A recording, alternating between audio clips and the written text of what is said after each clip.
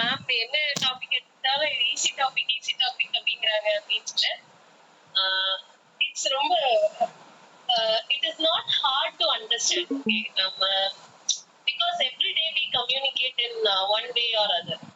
நம்ம பேசி கம்யூனிகேட் பண்றதுல இருந்து we show gestures, okay, verbal communication, non-verbal communication, written communication. So we do a lot of communication daily. We communicate every day, every minute. So in the concepts வந்து understand பண்றதுக்கு it will be very easy. Okay, so you just follow this. In the session I will try my best to complete this presentation, and adukaprom I will share question banks with you. So on the question banks வந்து specified topics la irukum, communication la vara topics la, and also I will be sharing you the previous year worked out question papers, questions. Okay, so previous year nama research work out பண்ணிருந்த மாதிரி communication ku I have worked out. அது வந்து ஒரு 2004ல இருந்து ஒரு 10 years தான் work out பண்ணிருப்பேன். ரீசெண்டான question papers work out பண்ணல. Okay, so I will share all the materials I have regarding communication. Okay, yes. So before that, communication அப்படினாலே it is an interaction. So I am interacting with you. This is a kind of communication. So communication நடக்கணும்னா என்னென்னலாம் ரொம்ப இம்பார்ட்டண்டா, what are the essential elements அப்படின்னு பார்த்தோம்னா, கண்டிப்பா ஒரு centre வேணும். சரியா? So I am the person speaking. So நான் கண்டிப்பா வேணும், அதை பேசுறவங்க ஒருத்தங்க வேணும், பேசுறதை கேட்கறதுக்கு இன்னொருத்தங்க வேணும். Okay, so we call them as receiver. So we need sender, we need receiver. சரி, சென்டர் இருக்காங்க, ரிசீவர் இருக்காங்க, ஒரு சேனல் வேணும்ல, ஒரு மீடியம் வேணும். ஓகே, சோ என்னுடைய கண்டென்ட் நான் என்ன சொல்ல வரேனோ அதை உங்ககிட்ட எப்படி எதன் வழியா நான் சொல்றேனோ that becomes the channel. So channel அதை வந்து we can also call it as a medium. சரி, இதெல்லாம் இருக்கு.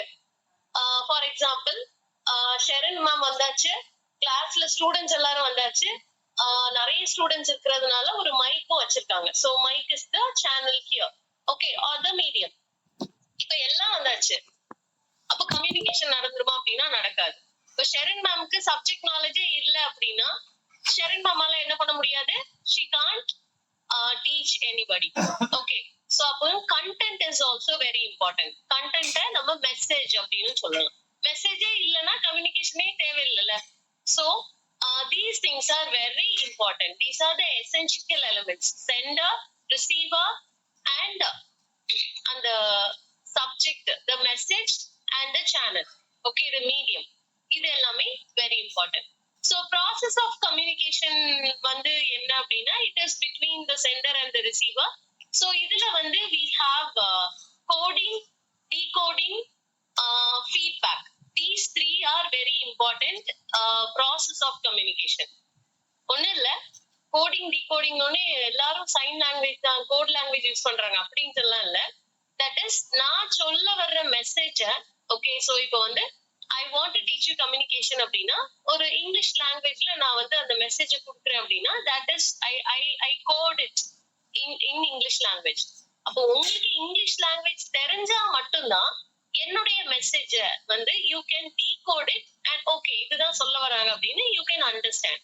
Okay, understand பண்ணதுக்கு அப்புறம் feedback is very important. feedback னோனே கிளாஸ் ரூம்ல இன்னைக்கு நான் கிளாஸ் எப்படி எடுத்தேன் அப்படின்னு டீச்சர்ஸ் கேட்டு அதை நம்ம ஒரு பேப்பர்ல ஒரு ஃபீட்பேக் எழுதலாம். அந்த ஃபீட்பேக்கும் ஒரு ஃபீட்பேக் தான்.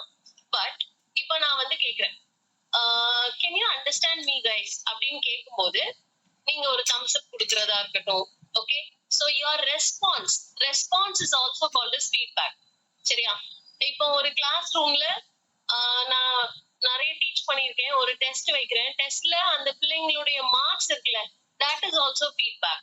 Okay, so இந்த மாதிரி இதுல வந்து we have different types of communication இருக்கு, different types of listening இருக்கு, different types of feedback இருக்கு. Okay, அதுதான் நம்ம என்ன பண்ண போறோம், we are going to learn today. So you have இது எல்லாம் these are very easy. ஒவ்வொரு கம்யூனிகேஷனுடைய டைப்பும் என்ன அப்படிங்கிறதுக்கான டெஃபினிஷன் நான் கொடுப்பேன். உங்களுக்கு கொஸ்டின் எப்படி கேட்பாங்க அப்படின்னா sometimes they will give you examples கொடுத்து இது என்ன கம்யூனிகேஷன், இது வந்து என்ன கைண்ட் ஆஃப் கம்யூனிகேஷன், என்ன டைப் ஆஃப் கம்யூனிகேஷன் கேட்கலாம். Sometimes they will give the example and ask what kind of communication is this. Sorry, அதான் இப்ப சொல்லணும். ஓகே, இன்னொன்னு என்ன கேட்கலாம், தே வில் கிவ் டெஃபினிஷன்ஸ் வச்சும் கேட்கலாம். So we can start here. First வந்து intrapersonal. So எப்பவுமே இந்த இன்டர் இந்த ரெண்டு வேர்ட்ஸையும் நீங்க அதோட மீனிங் புரிஞ்சுக்கிட்டீங்க அப்படின்னா it will be very easy. Intra அப்படின்னா within. ஓகே, இப்போ இன்ட்ரா டிபார்ட்மெண்டல் காம்படிஷன்ஸ் அப்படின்னா அந்த டிபார்ட்மெண்ட்டுக்கு உள்ளேயே காம்படிஷன்ஸ் நடக்குது. First BA, second BA, third BA, first MA, second MA, இப்படி டிபார்ட்மெண்ட் உள்ளே காம்படிஷன் நடக்குது.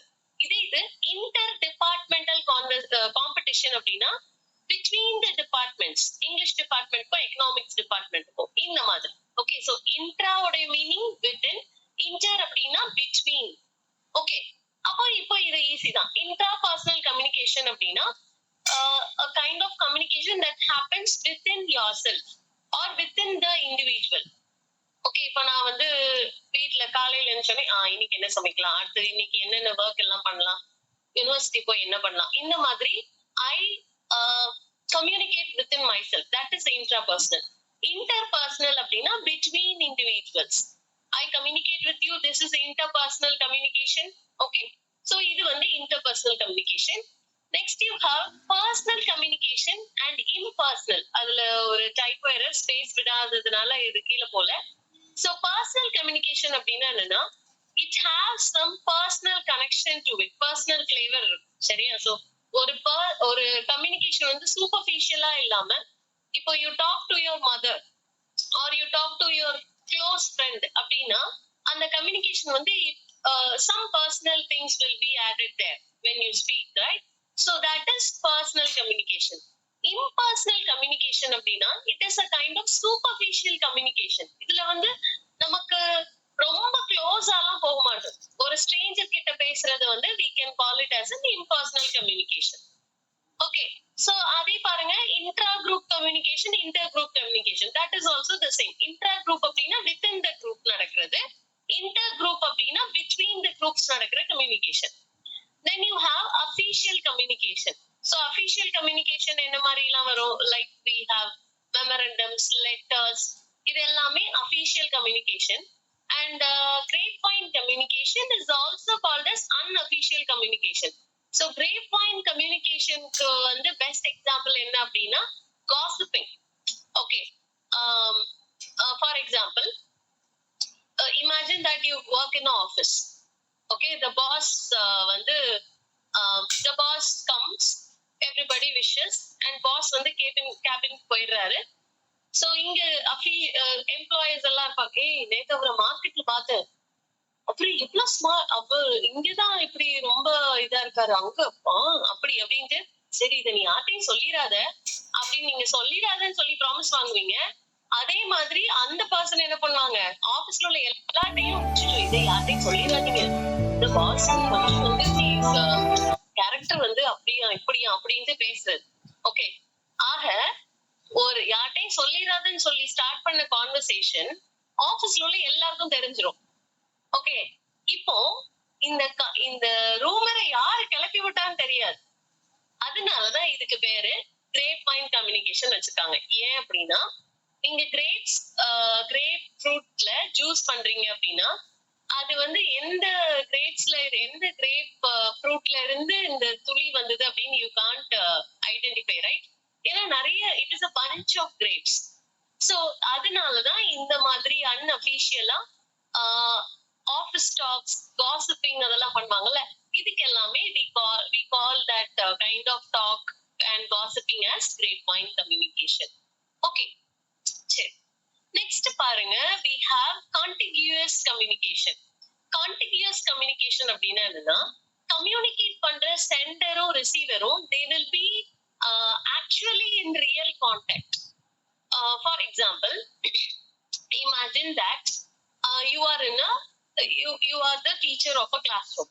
Okay, இப்போ when you are teaching the students are actually being in contact with the teacher and vice versa. The teacher is also being in contact with the student. Okay, இது வந்து it is contiguous communication, whereas the exact opposite are non-contiguous. இதுல வந்து they won't be in contact. So for example, நீங்க ஒரு யூடியூப்ல ஒரு education சேனல்ல வந்து you are listening to a lecture அப்படின்னு இமேஜின் பண்ணிக்கோங்க. So அப்படி if you are listening, you are actually not in contact. Okay, அதாவது ரியல் டைம் கான்டாக்ட்ல இருப்பாங்க. So you can chat.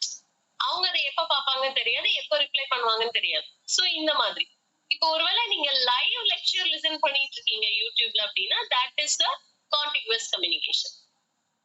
Okay, so am I going too fast or is this phase okay?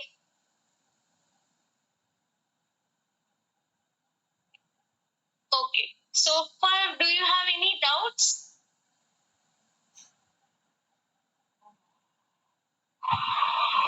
Okay, okay, yes. Next பாத்தீங்க அப்படின்னா we have direct communication. Direct communication அப்படின்னா எந்த மீடியமும் இல்லாம, for example language, இப்போ வந்து I see you all face to face. Okay, I don't use any mic. இந்த மாதிரிலாம் இருந்ததுன்னா it is a direct communication. Whereas mediated communication அப்படின்னு வரும்போது you use some digital media, you use information and communication technology to help your communication, to enhance your communication, to reach a wider audience. அதை வந்து நம்ம என்ன சொல்லுவோம், mediated communication அப்படின்னு சொல்லுவோம். Okay, so next comes horizontal communication and vertical communication. So what do you mean by horizontal line? So இப்படி இருக்கும், அப்படிதானே? Horizontal இப்படி இருக்கும், vertical is it will be straight. So இப்போ இந்த horizontal வந்து படுத்து கிடக்கிற லைன். ஓகே, இப்போ இதுல இந்த லைன்ல பாருங்க, அதாவது imagine that you are working in an office. உங்க கூட the same designationல உள்ள colleagues பேசுறீங்கல்ல, so that is called horizontal communication. For example, imagine you are all you work in a department. Okay, you are an assistant professor in a department. இப்போ assistant professors வந்து நிறைய பேர் இருப்பீங்க. அவங்களுக்கு மேல you all have a HOD and then you have a vice principal, then you have a principal. Okay, then you இந்த மாதிரி இருக்கு. இப்போ இதுல நீங்க அசிஸ்டன்ட் ப்ரொஃபசர்ஸ் எல்லாரும் உங்களுக்குள்ள பேசிக்கிட்டீங்க அப்படின்னா that is horizontal communication. Okay, so people with the same designation and the same employability status. So this is called horizontal communication. So vertical communication அப்படின்னு வரும்போது என்ன அப்படின்னா, இப்போ வந்து vertical communicationல you have upward and downward. இப்போ take a classroom. ஒரு class ரூம்ல students எல்லாரும் இருப்பாங்க, அவங்கள ரெப்ரசென்ட் பண்ணி ஒரு representative will be there. So அதுக்கப்புறம் you have class in charge and you have a HOD. Okay, you have a vice principal and principal.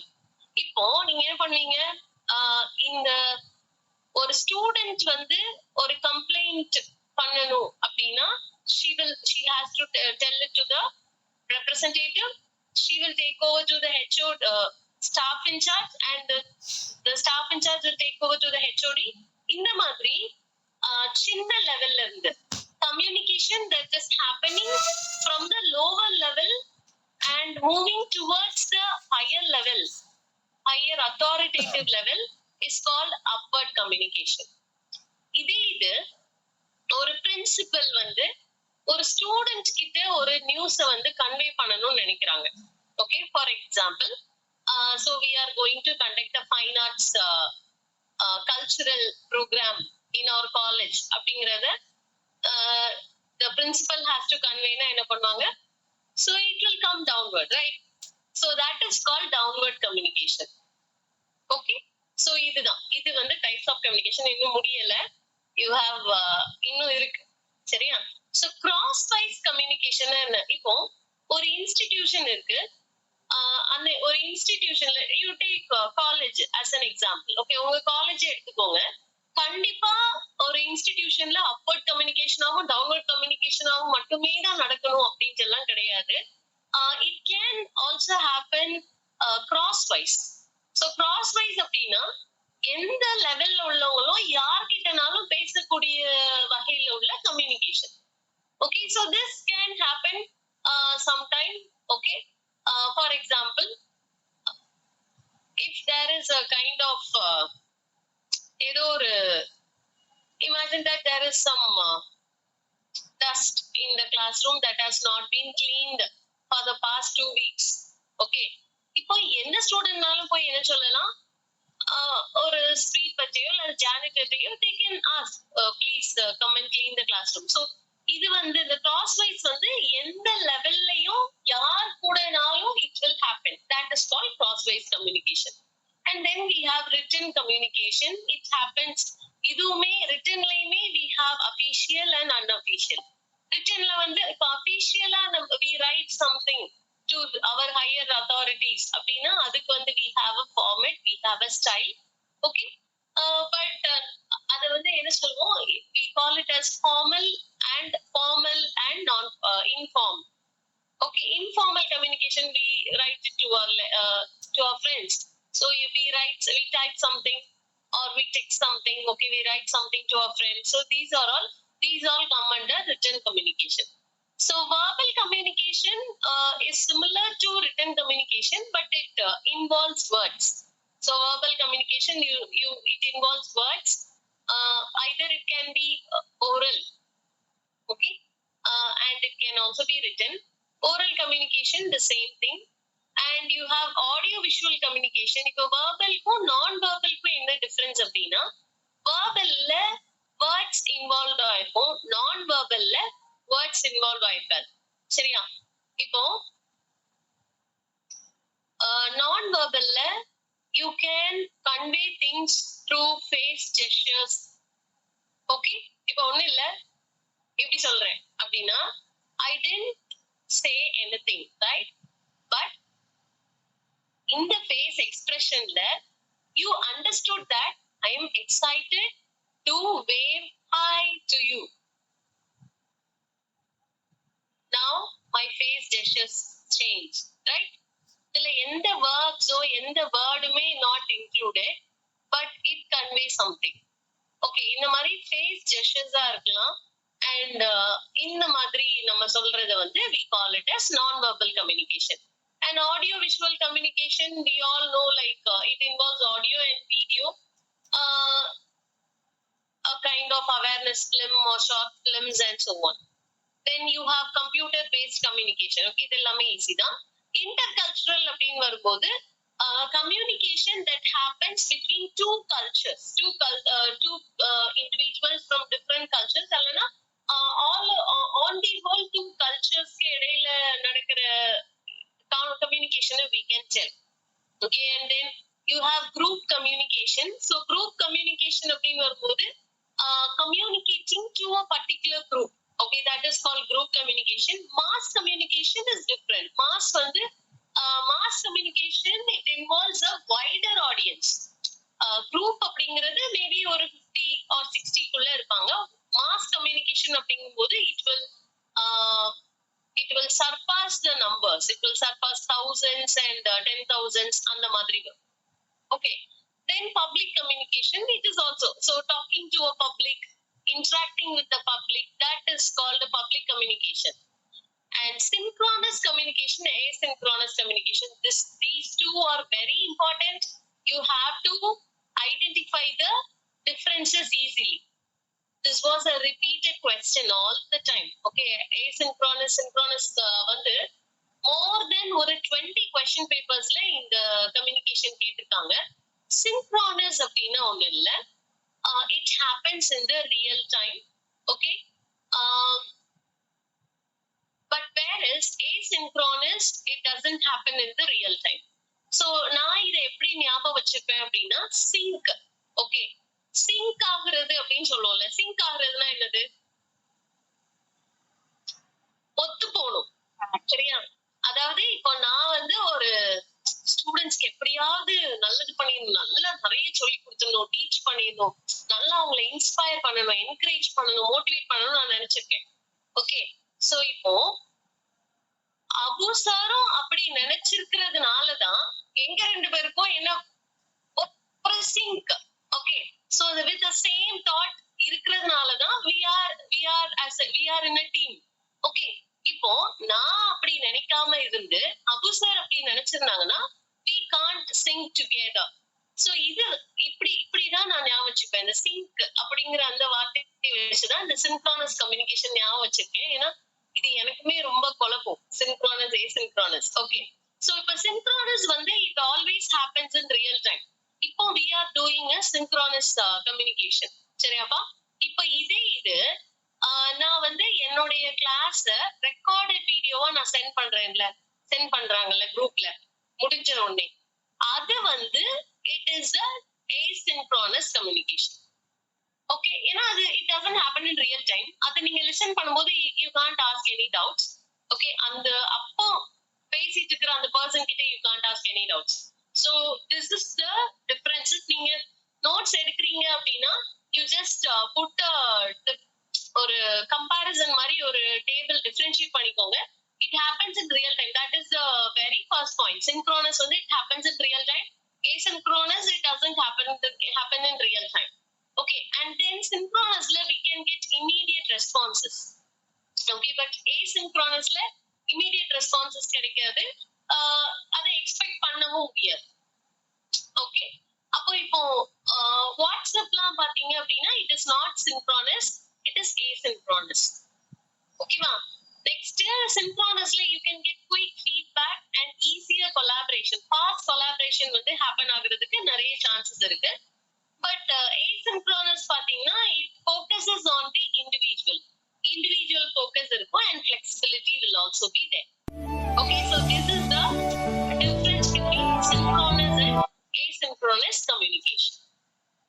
Okay, so far is it clear? Shall we move on to the next one? Okay, that's good. Okay, and then classroom communication அப்படின்ட்டு ஒரு தனி சப்ஹெட்டிங்கே நமக்கு இருக்கு.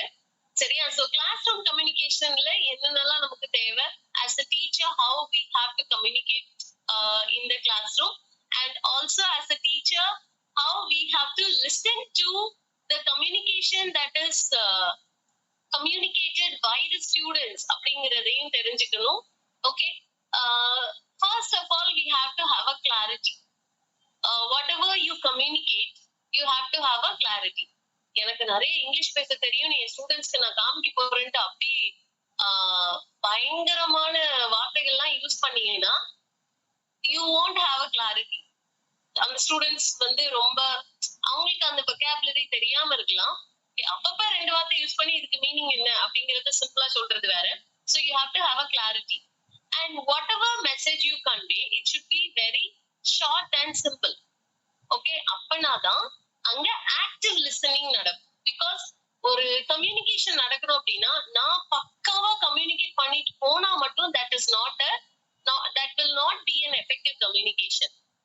அதை நீங்க listen பண்ற நீங்களே எப்படி இருக்கணும், நான் என்ன சொல்ல வரணும்னு நினைச்சேனோ அதை பக்காவா அப்சர்வ் பண்ணி லிசன் பண்றவங்களா இருந்தா மட்டும்தான் there happens a good communication. மத்தபடி எவ்வளவு பெரிய பேச்சாளரை கூட்டு வந்து பேச வச்சாலும் பேச்சு கேட்ட எல்லாரும் தூங்கிட்டாங்கன்னா that is not an effective communication. Okay, so அந்த attention, அந்த listening வந்து நம்ம வந்து ரொம்ப நேரத்துக்கெல்லாம் பிடிச்சு வச்சுட்டு இருக்க முடியாது. So it should be short and simple. Necessary pauses. What do you mean by necessary pauses? அதாவது இப்போ நம்ம கிளாஸ்ல, இப்போ இந்த கிளாஸ்லயே பாருங்க, அப்படியே தொடர்ந்து சொல்லிட்டு சிலருக்கு ஃபுல்லா டைட் பேக்டா வந்து கண்டினியூஸா லெக்சர் பண்ணிட்டே இருக்காங்கன்னா ஸ்டூடெண்ட்ஸ்க்கு வந்து கொஞ்சம் கஷ்டமா இருக்கும் அதை இது பண்றது. சோ அதுல நிப்பாட்டி எல்லாருக்கும் புரியுதாப்பா, எதுவும் டவுட் இருக்குதா, இதுவரை நான் என்ன சொன்னேன், யாராவது ஒருத்தங்க எந்திரிச்சு சொல்லுங்க, இது எல்லாமே பாஸ். ஓகே, சோ இந்த necessary bosses, these are necessary bosses. அப்ப unnecessary பாசஸ்னா என்னது? unnecessary பாசஸ்னு ஒண்ணு இருக்கும்ல, unnecessary pauses அப்படின்னா லைக் இப்போ வந்து நான் இப்படி சொல்லி கொடுத்துட்டே இருக்கேன். ஓகே, unnecessary pauses-னா என்னது? எனக்கு மறந்துட்டுன்னு வச்சுக்கோங்களேன். நான் என்ன பண்ணுவேன், இப்படி யோசிச்சுட்டே இருக்கேன். நீங்களும் ஒரு 1 minute வெயிட் பண்ணுவீங்க, 2 minute வெயிட் பண்ணுவீங்க. 3வது நிமிஷம் ஸ்டூடெண்ட்ஸ் பிகம் ரெஸ்ட்லெஸ். என்னாச்சு மேம் அப்படி அமைதியா இருக்காங்க, இப்படி யோசிச்சுட்டே இருக்காங்க. சரி மறந்துட்டாங்கன்னா அடுத்த போக வேண்டியதானே, புரியுதா? சோ இந்த unnecessary pauses-ஐ you have to avoid. But necessary pauses-ஐ you have to follow. ஏன்னா அது ஃபாலோ பண்ணலன்னா என்ன பண்ணிடுவாங்க பசங்க, என்னடா இந்த மேம் வந்தா ஒரு ட்ரெயின் இந்த ஸ்டேஷன்ல ஆரம்பிச்சதுன்னு அங்க போய் தான் நிக்கிற மாதிரி எக்ஸ்பிரஸ் வேகத்துல போவாங்க, ஒன்னும் புரியாது அப்படின்ட்டு they may get diverted. Okay, next, know your students. So this is very important. இதுல வந்து கிளாஸ் ரூம் கம்யூனிகேஷன் அப்படிங்கிறதுனால இதுல நான் know your students கொடுத்துருக்கேன்.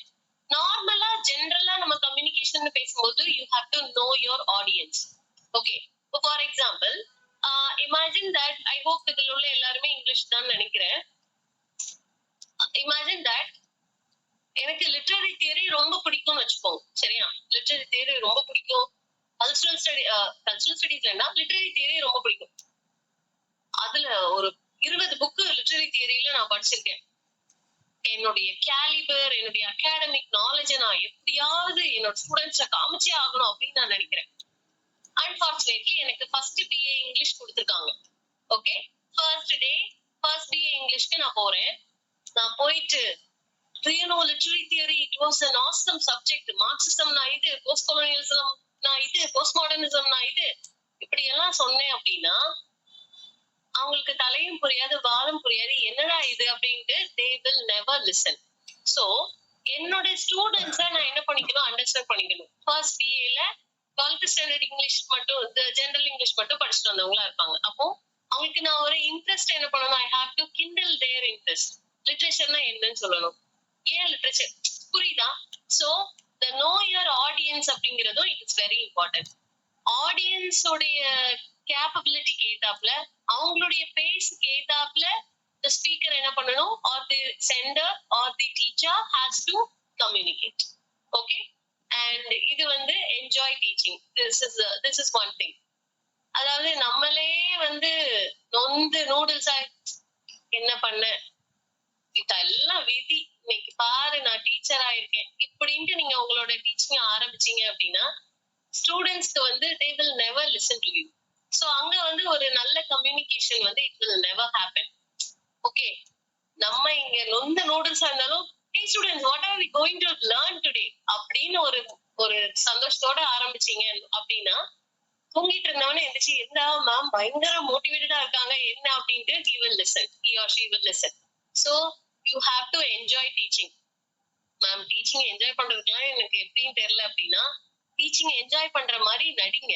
ஒரு வாரம் நடிக்கும் போது அடுத்த நாளையில 8வது நாளையில இருந்து it will become a habit. Okay, so அதுக்கப்புறம் நீங்க ஆட்டோமேட்டிக்கா என்ஜாய் பண்ணிடுவீங்க. சரியா? And then empathy is very important in communication. என்னன்னா அதுவும் இம்பார்ட்டன்டா கிளாஸ் ரூம் கம்யூனிகேஷன்ல. சரியா? Imagine that last period Friday வச்சுக்கோங்க, ஃப்ரைடேன்னு நினைச்சுக்கோங்க. ஃப்ரைடே லாஸ்ட் அவர் அன்பார்ச்சுனேட்லி உங்க டிபார்ட்மெண்ட்ல உங்களுக்கு history of English literature class கொடுத்துருக்காங்க, செகண்ட் பிஏ. சரியா? சோ லாஸ்ட் அவர் ஃப்ரைடே அந்த பிள்ளைங்களோட மைண்ட் செட் எப்படி இருக்கும் அப்படின்னா வீக்கெண்ட்ல என்ன பண்ணலாம் அப்படிங்கிற அந்த மூட்ல இருப்பாங்க.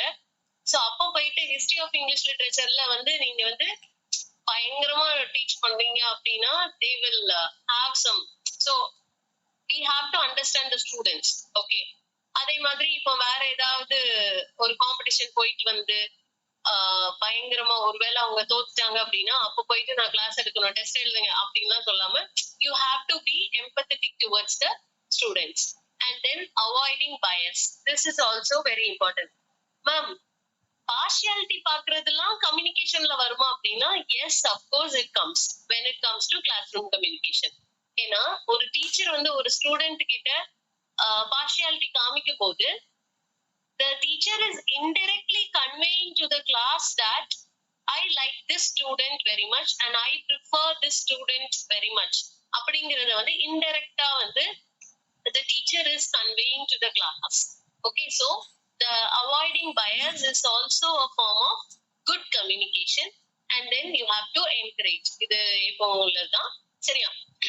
And then you see understanding the gestures of your students. This is very important. Okay. நான் இதுவரை பார்த்தது இல்ல. ஆனா people used to say like பெரிய பெரிய ஸ்பீக்கர்ஸ் எல்லாம் சொல்லி கேட்டிருக்கேன். வாட்ச் எடுத்து காமிப்பாங்களாம். ஓகே, அதுக்கப்புறம் இந்த கிளாஸ் ரூம்ல நம்ம கொஞ்சம் மொனோட்டனஸா கிளாஸ் போகுது அப்படின்னா ஒவ்வொருத்தரா தும்ப ஆரம்பிப்பாங்க. ஓகே, இது எல்லாமே ஸ்டூடெண்ட்ஸ் உடைய ஜெஸ்டர்ஸ்.